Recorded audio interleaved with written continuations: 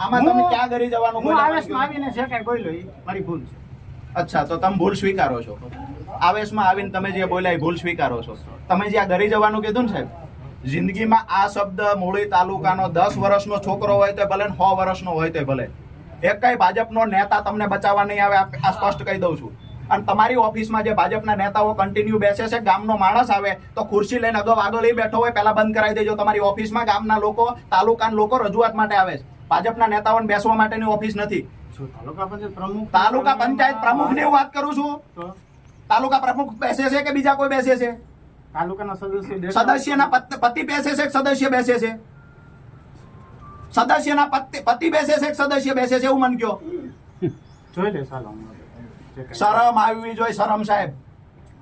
આ તાલુકામાં જે કાંઈ આજ દિવસ સુધી આવેલું આમ નથી હલાવવાના.